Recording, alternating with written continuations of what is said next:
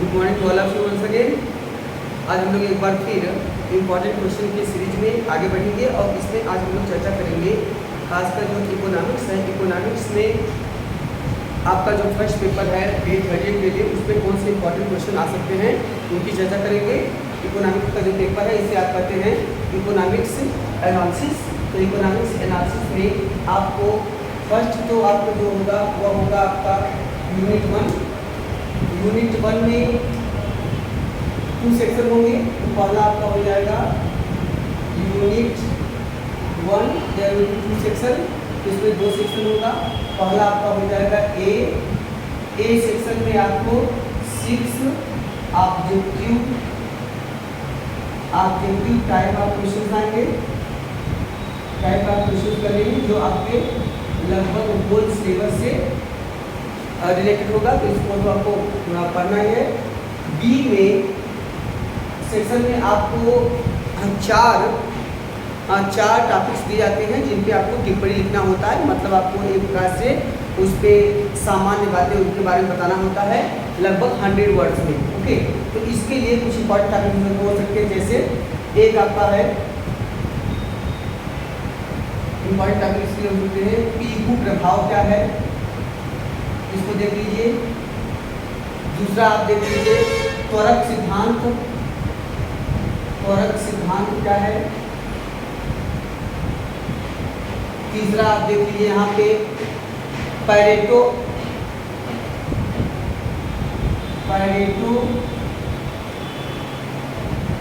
अनुकूलम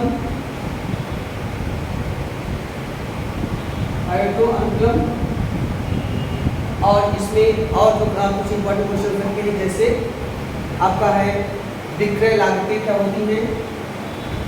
तो विक्रय लागतें, और इसमें आप पढ़ सकते हैं रैचिट प्रभाव, रैचिट प्रभाव,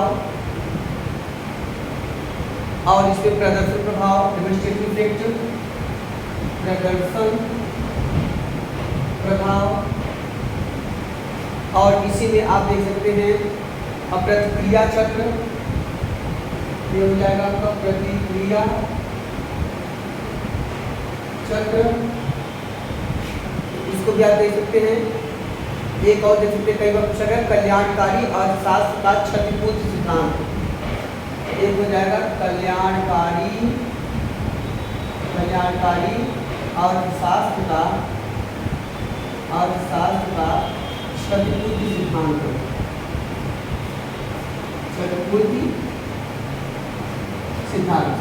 तो ये आपके प्रमुख टॉपिक हैं जिन पे आप देख सकते हैं। चलिए यूनिट 2 की चर्चा करेंगे। यूनिट 2 में आपको पर यूनिट से 2 क्वेश्चन आएंगे जिसमें आपको एक क्वेश्चन करना है। इसके लिए हो सकता है एक महत्वपूर्ण क्वेश्चन है अल्पाधिकार बाजार में कार्टेल निर्माण तथा बाजार हिस्सेदारी आधारित कार्टेल की व्याख्या। तो पहला हो जाएगा आपका अल्पाधिकार बाजार में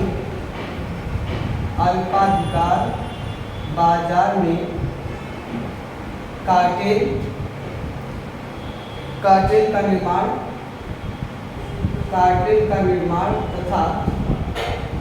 तथा बाजार हिस्सेदारी आधारित कार्टेल की व्याख्या तथा बाजार हिस्सेदारी आधारित कार्टेल की व्याख्या। एक आपका ये महत्वपूर्ण क्वेश्चन हो सकता है। दूसरा क्वेश्चन यहाँ से आप पढ़ सकते हैं वह है आपका सामाजिक कल्याण के क्षतिपूर्ति सिद्धांत की अवधारणा। तो हो जाएगा सामाजिक कल्याण के क्षतिपूर्ति सिद्धांत की अवधारणा। क्षतिपूर्ति सिद्धांत की अवधारणा स्पष्ट कीजिए। इसके प्रकार चाहिए अवधारणा। और एक क्वेश्चन यहाँ से देख लीजिएगा क्योंकि बड़ा सिलेबस है। तो इसमें एक क्वेश्चन आप देख लीजिएगा वो है कुर्रों का द्वैधाधिकार मॉडल। की विस्तृत व्याख्या कीजिए। पूर्णों का द्वयाधिकार मॉडल। ठीक, यूनिट 2 की चर्चा, यूनिट 3 की चर्चा करेंगे। यूनिट 3 में जो आपके लिए महत्वपूर्ण हो सकता है वो क्या है? पहला आप पढ़ सकते हैं यहाँ पे पैरेटो का अनुकूलतम, पैरेटो का अनुकूलतम, पैरेटो का अनुकूलतम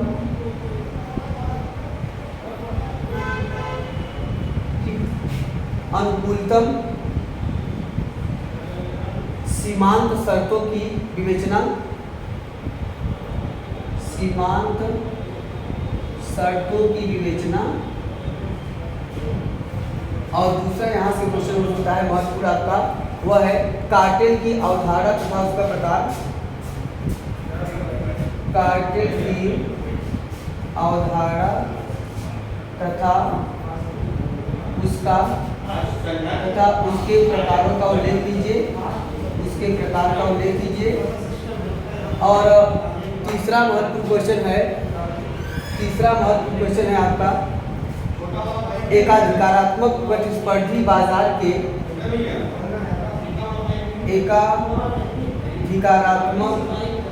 एकाधिकारात्मक प्रतिस्पर्धी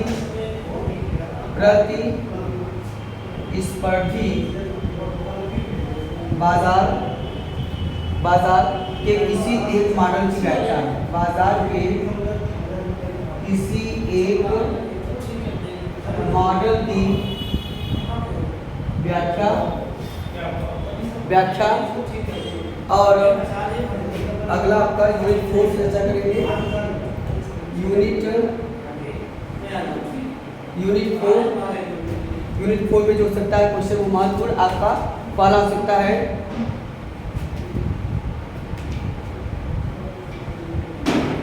ISLM मॉडल का उल्लेख कीजिए। LM मॉडल का उल्लेख कीजिए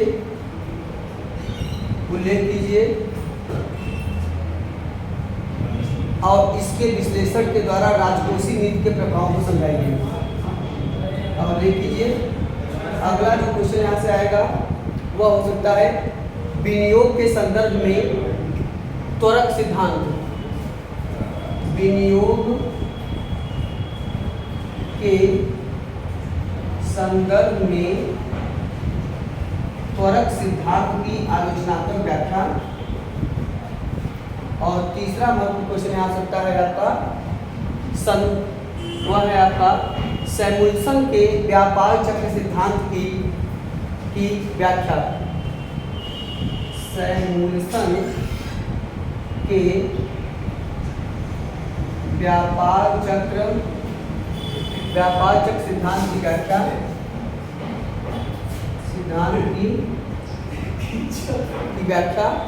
और यूनिट 5 की चर्चा करेंगे लास्ट में आपका यूनिट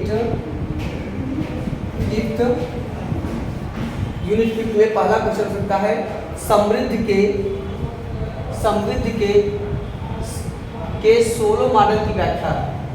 तो पहला हो जाएगा समृद्ध के सोलो मॉडल की व्याख्या। दूसरा आपका होगा सामान्य संतुलन से संबंधित किसी एक मॉडल की व्याख्या। सामान्य संतुलन से संबंधित किसी एक मॉडल की व्याख्या।